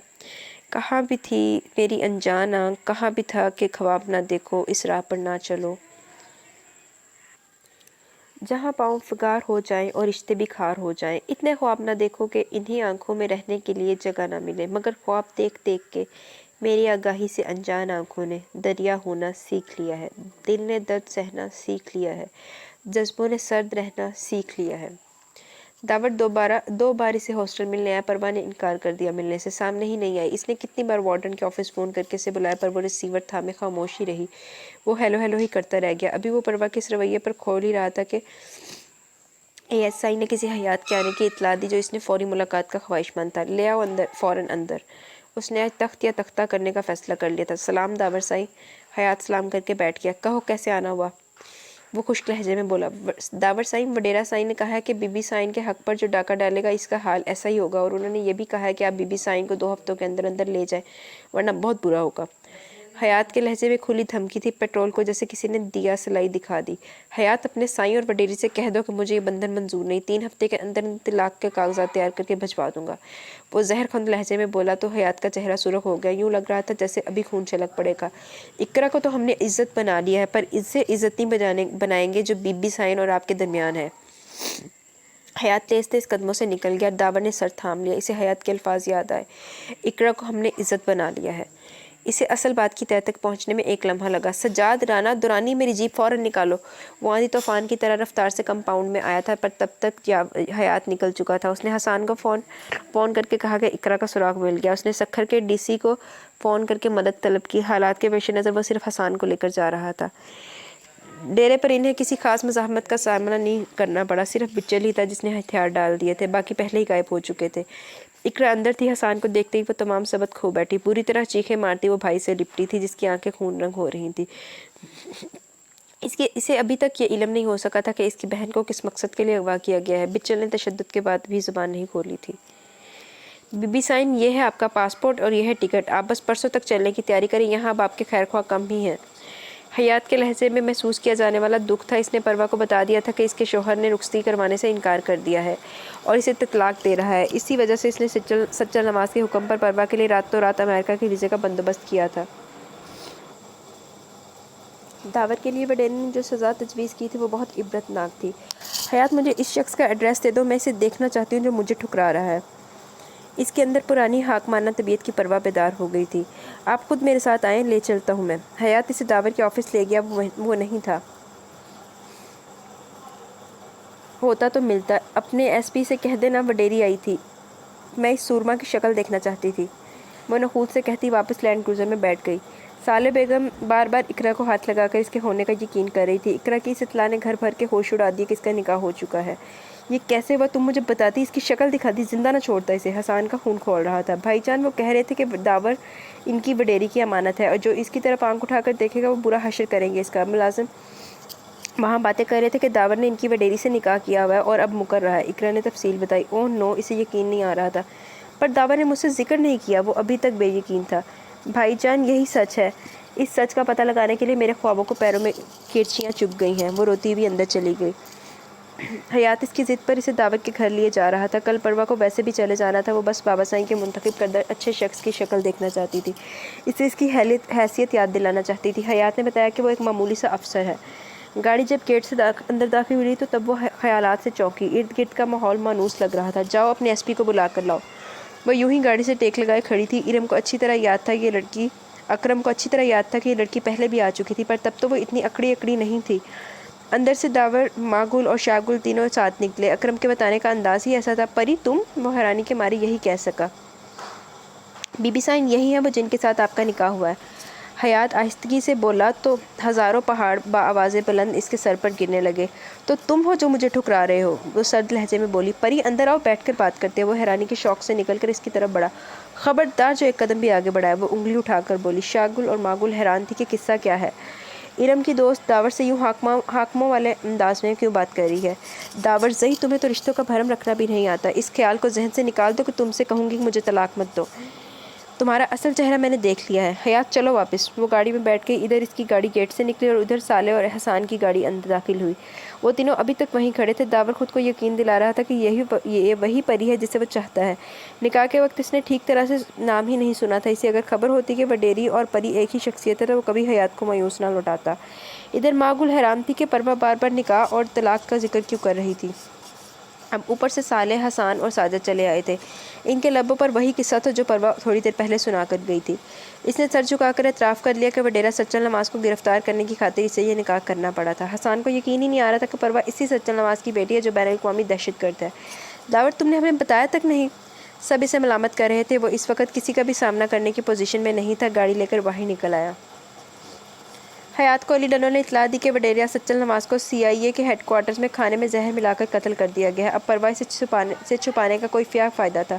وہ پہلی فلائٹ سے اسے لے کر سکھر پہنچا۔ علی ڈنو نے آہستگی سے بتایا کہ اقرا کو اس کے گھر والے لے گئے ہیں اور وڈیرا سائیں کی لاش حویلی میں ہے۔ باپ کی لاش دیکھتے ہی وہ بے ہوش ہو گئی۔ ہوش میں آنے پر وہ باپ کے مردہ جسم سے لپٹ کر اتنا روئی کہ پتھر دل کلیجے بھی ہل گئے۔ حیات، تم نے مجھ سے کیوں چھپائے رکھا کہ بابا سائیں امریکہ میں ہے؟ میں ان سے مل تو لیتی، ان کا دیدار ہی کر لیتی۔ وہ دھاڑے مار مار کر رو رہی تھی۔ آج کے تمام اخبارات سچل نواز کی پراسرار ہلاکت کے بارے میں بھرے ہوئے تھے۔ سچل نواز کے باقی ساتھیوں کو محتاط ہو جانے کے ڈر سے اس کے کارنامے واضح طور پر بیان نہیں کیے گئے تھے۔ حکومت کی سختی سے ہدایت تھی کہ سچل نواز کی موت کو ہاٹ کیک نہ بنایا جائے۔ پھر بھی پروا باپ کے اصل روپ سے کسی حد تک واقف ہو گئی تھی۔ دوسروں کے لیے موت کی ڈوریاں ہلانے والا خود قدرت کے نادیدہ ڈوری میں بند گیا تھا۔ داور، ہمیں پروا کے گھر لے چلو، ہم اسے تعزیت کریں گے۔ رحمان اور معقول خود اس کے کمرے میں آئے۔ داور کو اپنے کانوں پر یقین نہیں آ رہا تھا۔ اس کی نظروں میں بے اعتباری دیکھ کر رحمان بولے، اس میں اس بچی کا کیا قصور؟ باپ کے گناہوں کی سزا بیٹی کو نہیں دیں گے۔ تم اگر پہلے ہی ہمیں بتا دیتے کہ تم یہ انتہائی قدم اٹھا چکے تو ہم بخوشی سے بہو بنا کر گھر لے آتے۔ خیر، اب بھی دیر نہیں ہوئی، سچل نواز کے 40ویں کے بعد ہم بات کریں گے۔ نہیں مما، میں حیات سے طلاق نہیں لے سکتی، نہ عدالت جاؤں گی۔ جو بیت گیا سو بیت گیا۔ میں اب کسی بدنامی کا سامنا نہیں کر سکتی۔ وہ جیسا بھی ہے مجھے قبول ہے۔ اقرا روتی ہوئی کمرے سے نکلی تو سب ایک دوسرے کا منہ دیکھ کر رہ گئے۔ بی بی سائن، شہر سے مہمان آئے ہیں۔ بھاگ بھری اسے اطلاع دے کر پلٹ گئی۔ پروا نے سپارہ چوم کر جزدان میں رکھا اور باہر آ گئی۔ ڈرائنگ روم میں رحمان، محگل اور داور بیٹھے ہوئے تھے۔ نہ جانے کیوں اسے سہارے کا احساس ہوا۔ محگل کے سینے سے لگ کر وہ ایک بار پھر دھواں دھار روئی۔ رحمان کی آنکھیں بھی نم ہو گئی تھی۔ سچل نواز کے 40ویں کو 1.5 ماہ گزر چکا تھا۔ رحمان اور محگل نے فیصلہ کیا کہ اسی ماہ پروا کو رخصت کرا کے لے آتے ہیں۔ صدف اور شاگل بہت خوش تھی۔ انہیں تو پہلے پروا ہی پسند آئی تھی۔ یہ جاننے کے بعد کہ وہ بھائی کی بھی پسند ہے، ان کی خوشی میں اضافہ ہو گیا۔ وہ آتے جاتے داور کو چھیڑتی، وہ محض مسکرا کر رہ جاتا۔ نہ جانے کہ اسے پروا کے تیور خائف کر رہے تھے۔ پروا بابا سائیں کے کمرے کی صفائی کر رہی تھی۔ ایک ایک چیز میں اسے بابا سائیں کی مہک آ رہی تھی۔ وہ درازوں میں تمام کاغذات سلیقے سے طے کر کے رکھ رہی تھی۔ جب وہ اسٹامپ پیپر پھسل کر نیچے گرا، اس نے یوں ہی اٹھا کر پڑھا، میں داور زئی ولد رحمان زئی پروا سچل نواز سے اس شرط پر نکاح کر رہا ہوں کہ اگر سچل نواز خود کو پولیس کے حوالے کر دے، چونکہ کل وڈیرا سچل نواز ہتھیار ڈال رہا ہے، اس لیے میں اس کی بیٹی سے نکاح کروں گا۔ تو تم ہو میرے بابا سائیں کے قاتل، اسے موت کے منہ میں دھکیلنے والے۔ بابا سائیں، پروا نواز اتنی گری پڑی نہیں تھی کہ آپ نے ہتھیار ڈال دیے۔ داور زئی کوئی نواب، کسی ریاست کا بادشاہ تو نہیں تھا جو آپ نے اتنا بڑا رسک لیا۔ اس نے اسٹامپ پیپر کو مٹھی میں دبا لیا۔ داور زئی، میں یہ شادی میں ضرور کروں گی تاکہ تمہارے دل میں کوئی حسرت، کوئی ارمان نہ رہے۔ وہ نفرت سے بولی۔ سارے بیگم کے دل میں پروا کی طرف سے گرا پڑ گئی تھی۔ نہ جانے کہ وہ اسے اقرا کا مجرم سمجھ رہی تھی۔ گھر میں وہ اب بھی اس کا نام لینے پر بھی پابندی تھی، حالانکہ باقی سب کی نگاہوں میں وہ بے قصور تھی۔ اقرا نے بھی حالات سے سمجھوتہ کر لیا تھا۔ اسے دکھ تھا کہ حیات نے اس سے رابطہ نہیں کیا۔ داور کو یقین نہیں آ رہا تھا کہ پروا شادی کے لیے تیار ہو گئی ہے۔ اس کی شادی کی ڈیٹ جب فکس ہوئی تو اسے یقین کرنا ہی پڑا۔ وہ خدا کا شکر کرتا تھا کہ اس نے پری کو طلاق نہیں دی، پھر اس کے بعد ساری عمر کا پچھتاوا رہ جاتا۔ داور جب اپنے برائڈل روم میں داخل ہوا تو پروا عام سے انداز میں صوفے پر بیٹھی ہوئی تھی۔ کامدار بھاری دوپٹہ صوفے کے بیک پر پڑا ہوا تھا۔ پاؤں جوتوں کی قید سے آزاد پھولوں بھرے کارپیٹ پر دھرے ہوئے تھے۔ تمام زیورات وہ اسی طرح پہنے ہوئی تھی۔ بالوں سے اس نے موتی نوچ کر نکالنے کی کوشش کی تھی، جس کے نتیجے میں تمام بال پریشان سے اس کے کندھے اور کمر پر پھیل گئے تھے۔ दावर को हैरत सी हुई। इसकी आंखें हया के बोझ से झुकी हुई नहीं बल्कि बेबाकी से इसे देख रही थी। देख लो, मैंने अपना कहा पूरा कर दिया कि तुम्हें ही दुल्हन बनाकर लाऊंगा और तुम ही यहाँ आई हो कभी ना जाने के लिए। वो इसके सुहाने रूप को निगाहों में बसाते हुए इसके करीब ही टिक गया। तुम वाकई परी हो? वो इसकी खामोशी पर बोला तो परवा ने अपनी निगाहें इससे पर से हटा ली। कुछ बोलो, अच्छी सी बात ही कहो, और कुछ नहीं तो नाराज़गी का इजहार ही कर दो। दावर ने इसका हाथ थामना चाहा तो परवा ने छुड़ा लिया। पहले अपने हिसाब तो चुका ले, वो नफरत से बोली तो दावर हैरान होकर इसे तकने लगा। कौन से हिसाब? इतने भोले ना बनो। मेरे बाप को मौत के हवाले करने वाले तुम हो, सिर्फ तुम। इस खुशफहमी में मत रहना कि मैंने ये शादी तुम्हारे इश्क के हाथों मजबूर होकर की है। नहीं दावर ज़ई, मैंने ये शादी अपने हिसाब बराबर करने के लिए की है। मुझे इल्म है कि तुम मुझसे शदीद मोहब्बत करते हो। मैं भी बाबा साईं से शदीद मोहब्बत करती थी और करती रहूँगी। इससे कतई नज़र कि वो क्या थे। मोहब्बत से महरूमी का दुख बहुत बड़ा होता है, इंसान सह भी नहीं सकता। वो मेरी नज़रों से ओझल हो गए, पर इनका दुख हमेशा मेरे सीने में पलता रहेगा। मैं तुम्हारे सामने तुम्हारे करीब होते हुए भी ये तुम्हें खुद से महरूम रखूँगी। ये दुख, ये महरूमी ताउम्र नासूर बनकर तुम्हें तड़पाता रहेगा। मैं ख्वाब बनकर इसे नींद में दिखाई दूँ, वो मेरा कुर्ब जो चाहे तो मैं इसे जुदाई दूँ। तड़प तड़प के वो मुझे मांगता रहे मुझसे, पर अपने सिवाय मैं इसे सारी खुदाई दूँ। तो दावर ज़ई, मेरी तरह तुम्हें भी नारसाई की आग में जलना पड़ेगा। अगर तुमने ज़बरदस्ती बज़ौर ताकत मुझे हासिल करने की कोशिश की तो ऐसा सिर्फ तुम एक बार ही कर सकोगे, दूसरी बार मैं इसकी नौबत ही नहीं आने दूंगी। और दावर ज़ई, मैं अपना खात्मा अपने हाथों से करूँगी। ताउम्र तुम अपने ज़ख्म चाटते रहोगे। परवाज़ जहर खंद हो रही थी। परी, तुम इतना जालिम भी हो सकती हो, मुझे अंदाज़ा नहीं था। कितनी देर बाद दावर की आवाज़ निकली तो वो फतामंदी के एहसास से मुस्कुराई। बाबा साईं की रूह यकीनन आज बहुत खुश होगी, वो दिल में बोली। परवा ने ना वैसे कोई हाल नहीं परवा का, जैसे हमारे सर कहते हैं ना कोई हाल नहीं आपका, वैसे परवा का कोई हाल नहीं। अच्छा इकरा, तुम एक बार फिर सोच लो। हयात जिस लाइन का आदमी है तुम अच्छी तरह जानती हो। साजिद इसे आखिरी बार समझा रहे थे। पापा, वो इस लाइन का आदमी नहीं है, उसने कभी सच्चल नवाज के जराइम में हिस्सा नहीं लिया। वो एक पढ़ा लिखा रोशन दिमाग शख्स है। मैंने इसकी शराफत और किरदार को परखा है। मैं इतने दिन बाहर नहीं, पर इसमें कोई काबिल गिरफ्त बात नहीं देखी। इकरा इसकी हमायत कर रही थी, सो इन्हें हथियार डालने पड़े। ठीक है, वैसे बुलवाता हूँ, सादगी से तुम्हें इसके साथ रुखसत कर देता हूँ, साजिद बोले और टेलीफोन सेट गोद में रखकर हयात का नंबर मिलाने लगे। परवा के तो पैर ही ज़मीन पर नहीं टिक रहे थे। इकरा हयात की बन गई थी। रुखसती तो सादगी से हुई थी, पर वलीमे पर उसने तमाम कसरें निकाल दी। सारा इंतज़ाम हवेली में किया गया था। लगता था पूरा गांव ही उमड़ आया है। सालिया की खफकी ख़त्म हो गई थी। वो इतनी मोहब्बत और चाहत से हर काम में पेश थी कि इकरा के नसीब पर प्यार आ गया। परवा ने कहा था कि इकरा और हयात हवेली में ही रहेंगे। हयात ने इनकार कर दिया। इसने कहा था मैं डेरे पर ही रहूँगा और पहले की तरह हर काम करूँगा। वो खामोश हो गई थी। रात वो और दावर हवेली में ही रुके। हयात इकरा को लेकर गया था। वो बेपनाह खुश थी। भाग भरी, मैं सोने जा रही हूँ, तमाम लाइटें ऑफ कर दो। परवा कहकर अपने कमरे में चली गई। दावर एक दिलचस्प मैगजीन पढ़ रहा था। इसे अंदर आते और फिर दरवाजे को लॉक करते देखकर इसे हैरत हुई। इसका ख्याल था कि वो किसी और कमरे में सोएगी। खैर, इसका घर है, जहाँ दिल चाहे सोए, मुझे क्या। वो कंधे उचकाकर दोबारा मैगजीन पढ़ने लगा। वो वार्डरोब से नाइट ड्रेस निकाल कर वॉशरूम नहाने चली गई। चंद मिनट बाद तौलिए से गीले बाल झटकती हुई बरामद हुई तो दावर की नज़र बेख्तियार इसकी तरफ उठ गई। इसका दिमाग सनसना उठा। इसने नज़रों को मोड़ लिया। वो ड्रेसिंग टेबल के आगे खड़े होकर बालों में ब्रश फेर रही थी। फिर इसने दिलकश सी महक वाला एयर फ्रेशनर कमरे में स्प्रे किया और हल्की आवाज़ में डेक लगा बैठी। जाना जाना परियों जैसा हुस्न परियों जैसा रूप दिखाना, जाना जाना परियों की तरह खो नहीं जाना, रूप दिखाओ हमें मस्त बनाओ, होश उड़ाओ, जाना जाना। परवा ने बाल झटके ब्रश फेंकते हुए बेड पर इसके सामने लेट गई और ख्वामखाही चूड़ियों को छेड़ने लगी। दावर की त्वचा कैसे न तकसीम होती। खून इसकी कनपटियों में जोश मारने लगा। वो शायद इसके ज़ब्त को आजमा रही थी। दावर मैगज़ीन फेंककर बेड से उतर आया और दरवाज़ा खोलकर बाहर निकल आया। एसपी साहब डर गए हैं, वो दिल में तंजिया बोली। भाग भरी किचन में थी। दावर ने पानी मांगा और इस वक्त इसकी यहाँ मौजूदगी पर हैरान थी। बहरहाल इसने दावर को पानी का गिलास थमाया। वो पानी पीकर चंद मिनट वहीं खड़ा रहा। अंदर एक क़यामत थी और बाहर भाग भरी थी। टीवी लाउंज के सिवा वो तमाम कमरों के दरवाजे बंद कर चुकी थी, क्योंकि ये परवा का हुक्म था। दावर की मौजूदगी में ही भाग भरी ने टीवी लाउंज का दरवाज़ा भी लॉक किया। वो इधर उधर चक्कर लगाता रहा। भाग भरी बेचारी इसके इंतज़ार में थी कि वो चाहे तो वो लाइट्स ऑफ करके सोने जाए। वो खुद से इसे कह भी नहीं सकती थी। दावर को शायद इस पर रहम आ गया। वो दोबारा अपने कमरे की तरफ मुड़ा था। शादी से पहले परवा इसी कमरे में हॉस्टल से वापसी पर क़याम करती थी। मजमूई तौर पर यह एक आरामदेह और कम फर्नीचर वाला कमरा था। फर्श पर हल्का नीला कारपेट बिछा हुआ था। खिड़कियों और दरवाजे के पर्दे भी इसी रंग के थे। बेड कवर लाइट कलर का था, जो परवा का पसंदीदा रंग था। कमरे में दाएं हाथ पर एक वन पीस सोफ़ा था, एक ड्रेसर और एक टेबल था। दीवारों पर परवा की खींची हुई 3-4 तस्वीरें लगी थी। एक तरफ डेक और केसेट्स का रैक था। वो वापस आया तो डेक इसी तरह चल रहा था। इसने पहले इसे ऑफ़ किया और कमरे का जायज़ा लिया। लाइट बंद हो चुकी थी और सुर्ख रंग का नाइट बल्ब जल रहा था। वो खुद बेड के बीचों बीच बिखर कर लेटी हुई थी। दावर ने खुद को इम्तिहान में गिरा महसूस किया। इसने तकिया मुंह पर रखा और सोने की कोशिश करने लगा। वो अच्छी तरह जान चुका था कि वो इसे हराना चाहती है और शिकस्त में इसकी मौत थी। पता नहीं वो क्यों इतनी अजियत पसंद हो गई थी। दूसरे दिन परवा ने इकरा और हयात को रात के खाने पर मदऊ किया। नाचार दावर को भी रुकना पड़ा। इस रात मैगज़ीन पढ़ने की बजाय इसकी आमद से पहले वो सो चुका था। परवा को शदीद गुस्सा आया इसे अपने बेड पर सोते देखकर। इसका मतलब यह था कि इसे कारपेट पर सोना पड़ेगा। कल रात ना जाने से क्या हो गया था। शायद वो देखना चाहती थी कि दावर कितना कमज़ोर है, पर वो तो इसे पत्थर लगा। इसे बेहद शर्मिंदगी भी थी कि इसने ऐसा क्यों किया। इंतकाम लेने के सताने के और भी कई तरीके थे। इस तरह से तो इसके अपने किरदार की कमज़ोरियाँ यहाँ होती थी। ना जाने वो इसके बारे में क्या सोचता रहा होगा। दावर की हमराही में इसे सिर्फ 1 माह हुआ था और वो इतनी बेहिजाब हो गई थी। दावर ने पलकों की झेरी से परवा को देखा और शुक्र किया कि कल वाली हशर सामानिया नहीं है। कॉटन के काले फूलों वाली बंद गले वाली शर्ट पहने वो मासूम सी परवा लग रही थी जो इरम की घड़ी से मिली थी। कल वाली परवा शोला थी, आग थी। आज वाली परवा शबनम थी, कंवल थी।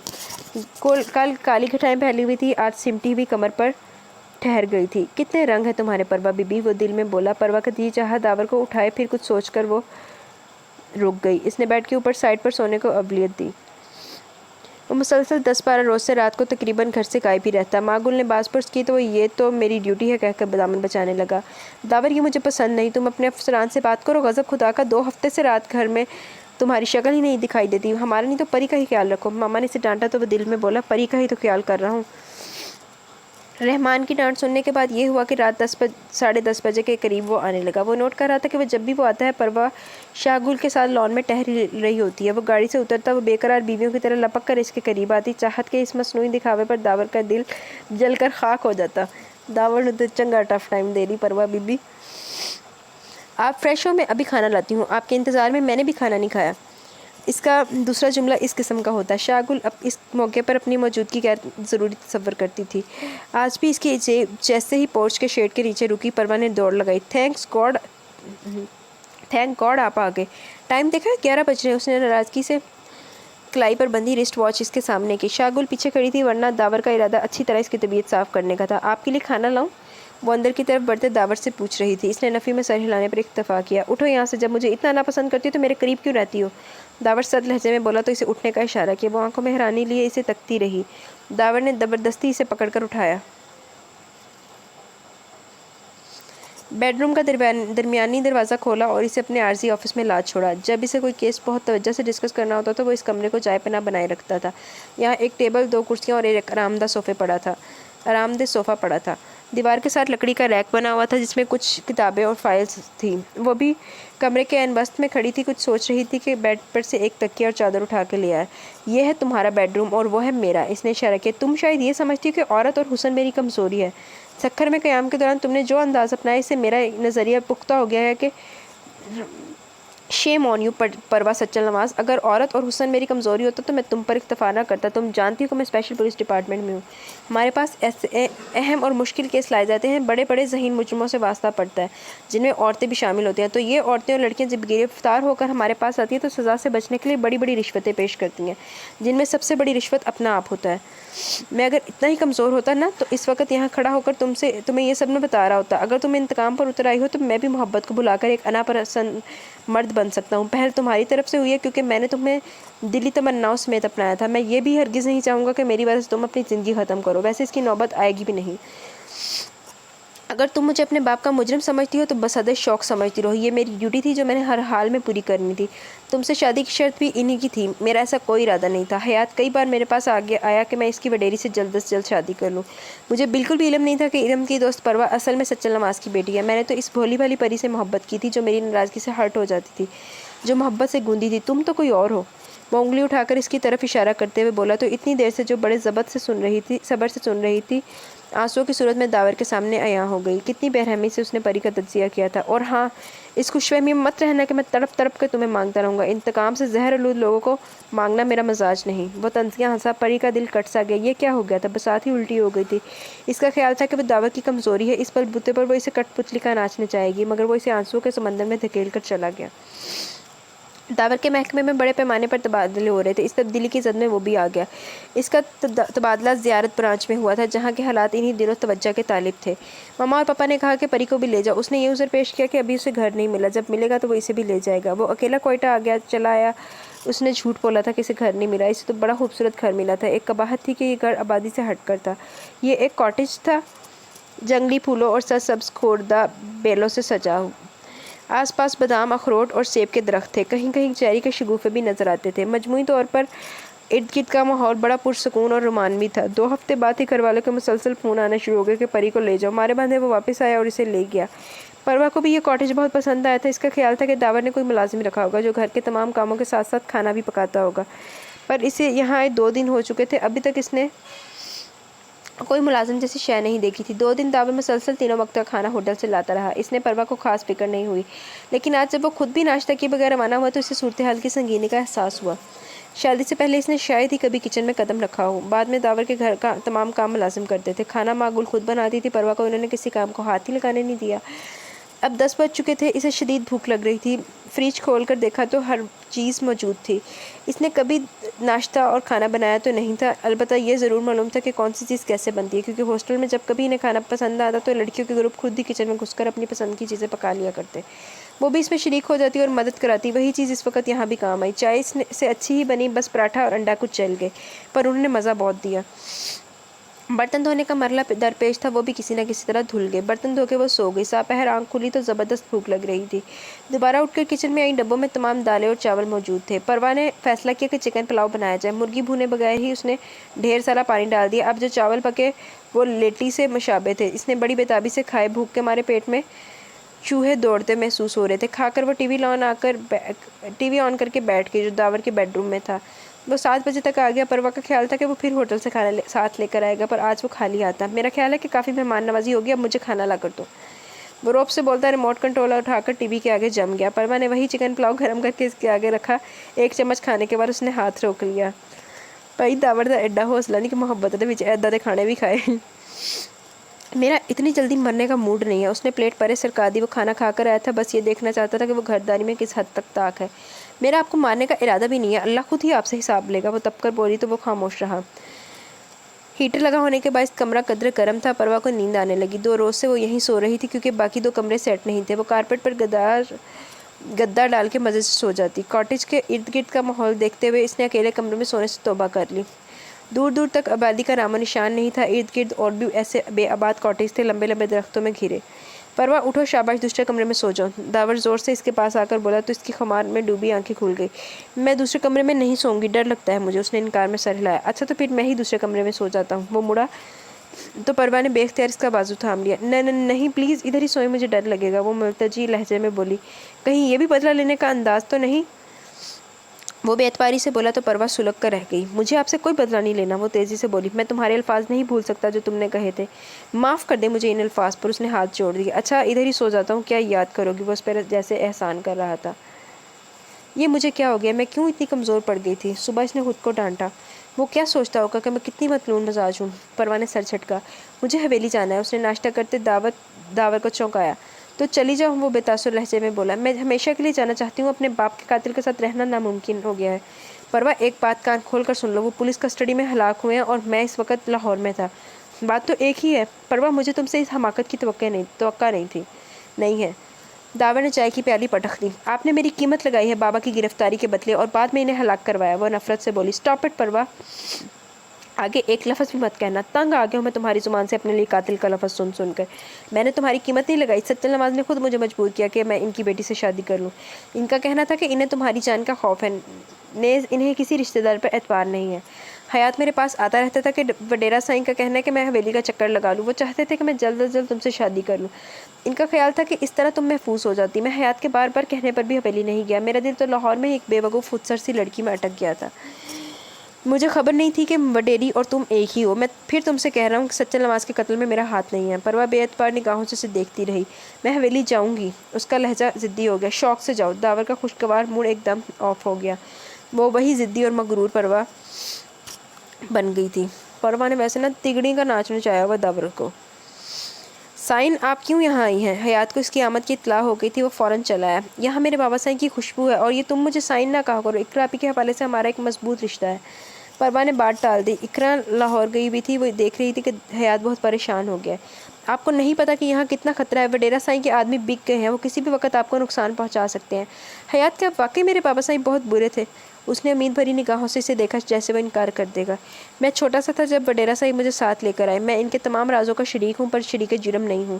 یہ ان کی مہربانی تھی کہ انہوں نے مجھے حویلی تک محدود رکھا۔ آپ کے خاندان میں نسل در نسل دشمنیوں کا سلسلہ تھا۔ وڈیرا سائن کے 2 جوان بھائی مارے گئے، انہوں نے بھی بندوق اٹھا لی۔ یہی سے وہ جرائم کی دنیا سے تعلق رکھنے والوں کی نگاہ میں آئے، پھر وہ ایک مافیا کے چنگل میں ایسے پھنسے کہ مرتے دم تک نہ نکل سکے۔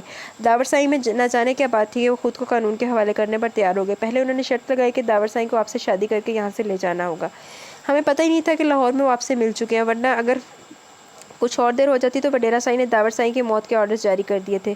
شکر ہے کہ اصل بات سامنے آ گئی۔ داور سائن جس لڑکی کی وجہ سے شادی سے انکار کر رہے تھے وہ آپ ہی تھی۔ سچ پوچھے تو مجھے یہ جان کر بہت خوشی ہوئی ہے، مجھے بھی داور سائن آپ کے لیے مناسب لگے تھے، پر آپ یہاں کیوں آ گئی ہیں؟ حیات نئے سرے سے پریشان تھا۔ حیات ابھی خود کو یقین دلانے میں وقت لگے گا، جیسے ہی دھند چھٹی میں چلی جاؤں گی۔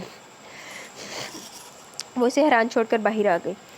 داور یہ میں کیا سن رہی ہوں؟ تم نے پروا کو اکیلے حویلی بھیج دیا؟ مجھے آج حیات نے فون کر کے بتایا۔ ماں گل فون پر اس سے شدید ناراض ہو رہی تھی۔ ماما وہ خود گئی ہے، میں نے اسے نہیں کہا کہ وہ جائے، وہ بولا۔ داور تمہیں پتہ ہے حیات نے مجھے کیا بتایا؟ اس نے کہا کہ پروا کی جان کو شدید خطرہ ہے۔ بچل نواز نے پولیس کسٹڈی میں بہت سارے چہروں کو بے نقاب کیا تھا۔ سچل نواز نے پولیس کسٹڈی میں بہت سارے چہروں کو بے نقاب کیا تھا، اسی طرح سے اسے ہلاک کروا دیا گیا۔ اسے ہلاک کرنے والوں نے سچل نواز کے ساتھیوں کو خرید لیا ہے۔ اب وہ غدار سچل نواز سے تعلق رکھنے والے ہر شخص کو صفحہ ہستی سے مٹانا چاہتے ہیں، اور پروا سچل نواز کی اولاد ہے۔ اس نے یہ بھی بتایا ہے کہ 2-4 روز سے حویلی کے ارد گرد مشکوک افراد نظر آ رہے ہیں، اسی وجہ سے اس نے اقرا کو میکے بھجوا دیا اور ادھر ہی گھر لینے کی کوشش کر رہا ہے۔ جلد از جلد وہ گاؤں والا ڈیرا چھوڑ دے گا۔ وہ صرف پروا کی حفاظت کے خیال سے رکا ہوا اور تم نے اسے بھیج دیا۔ مجھے تم سے اس حماقت کی توقع نہیں تھی۔ فوراً اسے لے کر آؤ۔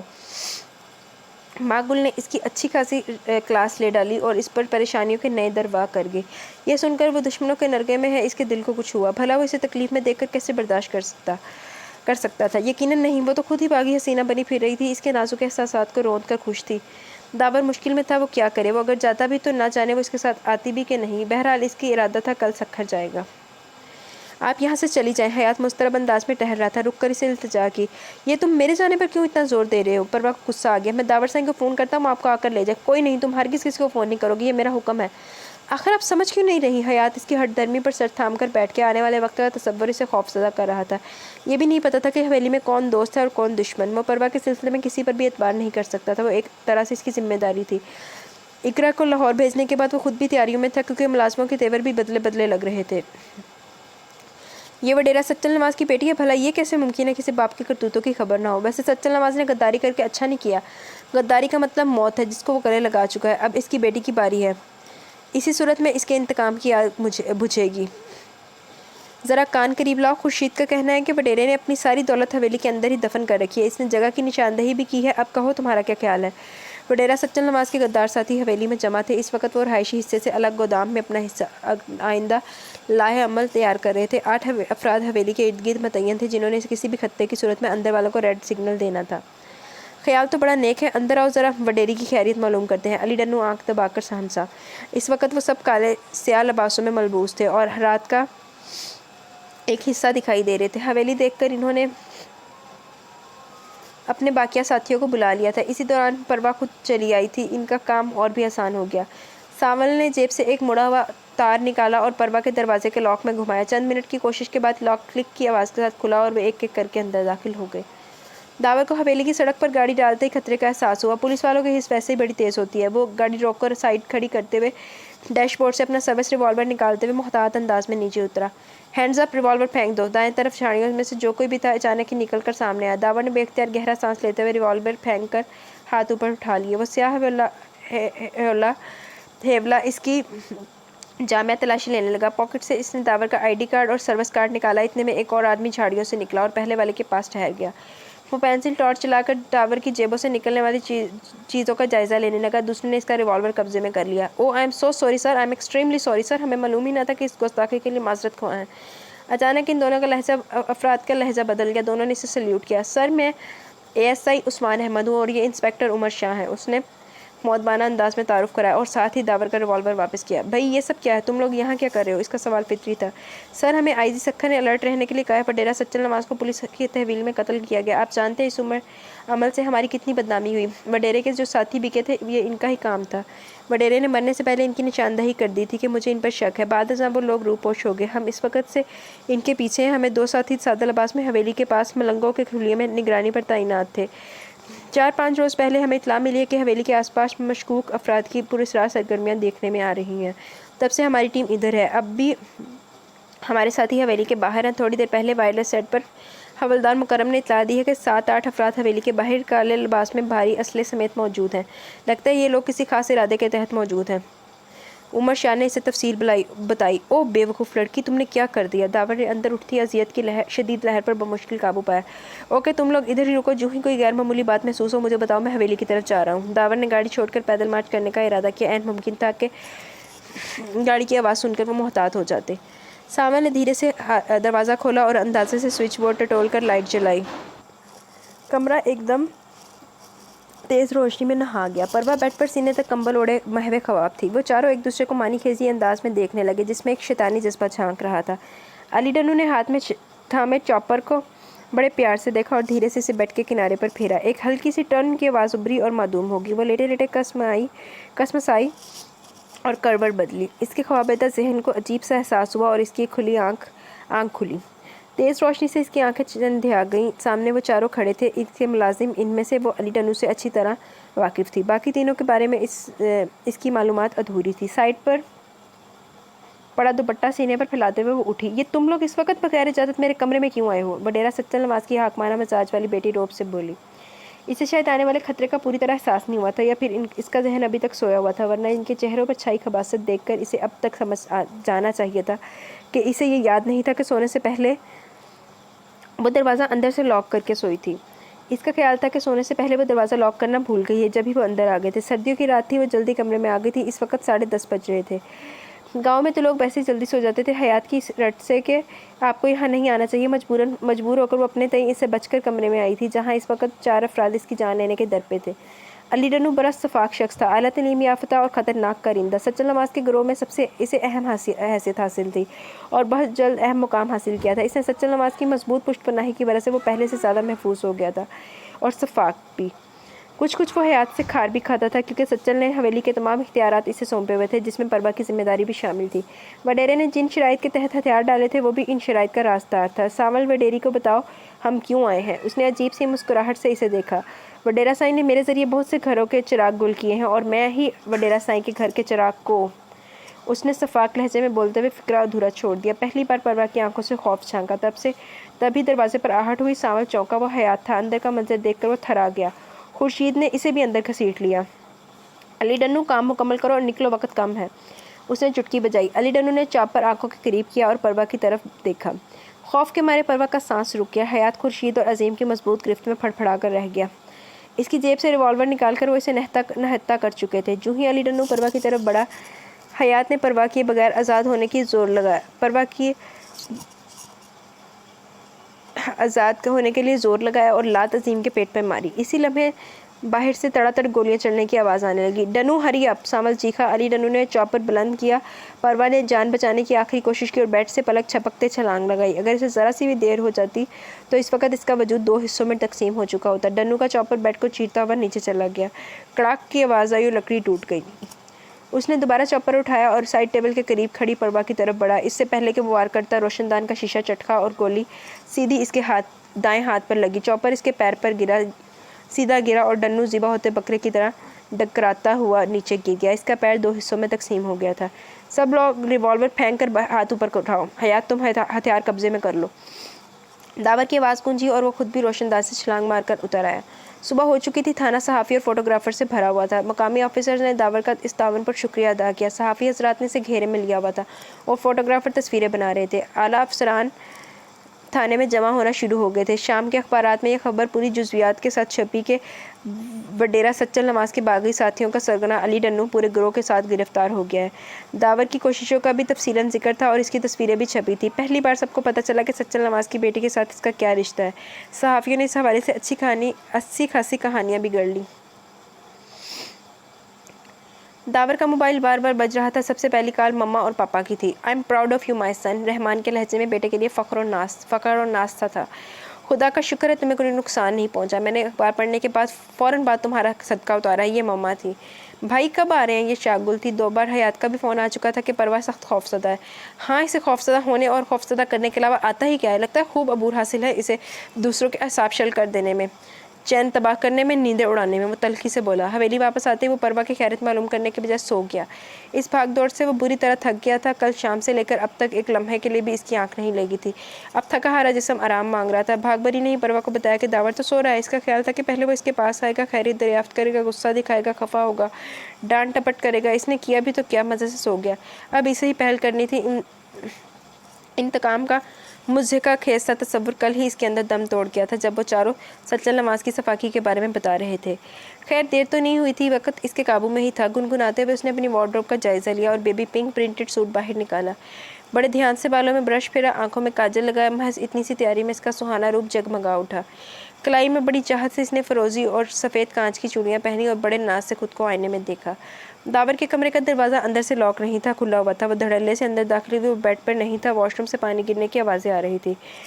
کچھ منٹ بعد گلے بالوں میں انگلیاں پھیرتے ہوئے وہ باہر نکلا، دانستہ پروا کو نظر انداز کیا اور شرٹ کے بٹن بند کرنے لگا۔ بیڈ کے نیچے سے شوز گھسیٹ کر باہر نکالے اور صوفے پر بیٹھ کر پہننے لگا۔ پروا سچل نواز اس مہمان نوازی کا شکریہ۔ وہ لمحہ بھر کے لیے اس کے نزدیک ٹھہرا اور واپس پلٹتے ہوئے تکیے کے اوپر سے اپنا ریوالور نکال کر کوٹ کی اندرونی جیب میں رکھا۔ آپ واپس جا رہے ہیں؟ اس کی سرسراتی آواز نکلی۔ ہاں۔ وہ دروازے کے پاس رک سا گیا۔ میں بھی چلوں گی، وہ جلدی سے بولی۔ داور رکے بغیر آگے بڑھ گیا۔ پروا شوز پہنے بغیر ہی آ گئی تھی۔ جلدی سے بھاگی اور ہاتھوں میں شوز اٹھائے، اس کے پیچھے لپکی جو گاڑی سٹارٹ کر رہا تھا۔ تم تو غالباً ہمیشہ کے لیے آئی تھی، اس نے طنزیہ کہا۔ وہ شوز کے سٹرپ بند کرنے میں مگن تھی، اس کی بات پر دھیان نہیں دیا۔ وہ اب اپنے کمرے میں جا چکا تھا۔ وہ سخت بے حوصلہ ہو رہی تھی کیونکہ اس کا رویہ بڑا حوصلہ شکن تھا۔ پروا کو اس کے بننے پر تاؤ آ گیا، حالانکہ دیکھ بھی رہا تھا کہ وہ شرمندہ ہے۔ داور اٹھو پلیز، اس نے سختی سے اسے ہلایا۔ میں شرمندہ ہوں، مجھ سے بے وقوفیاں ہوئی ہیں، پر داور بابا صاحب میرے باپ تھے، وہ جیسے بھی تھے بیٹی کی حیثیت سے میرے لیے قابل محبت تھے۔ میں شاید ان سے نفرت کر ہی نہیں سکتی۔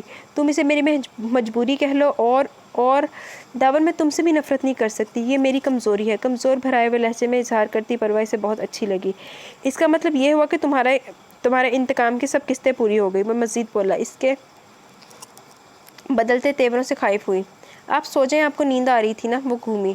کہاں کی نیند؟ کیسی نیند؟ تم تو ہمیشہ سے میری نیندوں کی دشمن رہی ہو۔ یاد ہے ارم کے گھر پر تم 2 بجے اچانک میرے سر پر کھڑی ہو جاتی تھی۔ فاروق کیا کر رہے ہو؟ سو کیوں نہیں رہے؟ یہ کیوں نہیں کر رہے؟ وہ کیوں نہیں کر رہے؟ اور یاد ہے تمہیں جب میں کیمرے سے تصویریں بنا رہا تھا تم اچانک وارد ہوئی تھی؟ اس نے پروا کو یاد دلایا تو وہ دامن بچا گئی۔ اچھا وہ یاد تو ہوگا جب اسی سٹائل میں تم نے مجھے سوتے سے جگایا تھا۔ پری میں اس دن سے تمہارے بارے میں سوچنے لگا تھا اور میرا جی چاہ رہا تھا کہ یہ نازک سے ہاتھ مجھے پیار سے جگائیں۔ تم نے آج بھی مجھے فاروق کی طرح ٹریٹ کیا، حالانکہ میرا خیال تھا کہ تم فلمی ہیروئن کی طرح زبردست سا گانا گاؤ گی۔ خیر یہ نہ تھی ہماری قسمت۔ اس نے مصنوعی سرسی سانس لی تو پروا کو اپنی مسکراہٹ چھپانی دشوار ہو گئی۔ وہ اس تبسم کو دیکھ کر پھیل گیا۔ پری، اس نے انتہائی گمبھیر لہجے میں اسے پکارا۔ جی، اس نے نگاہیں جھکائے جواب دیا۔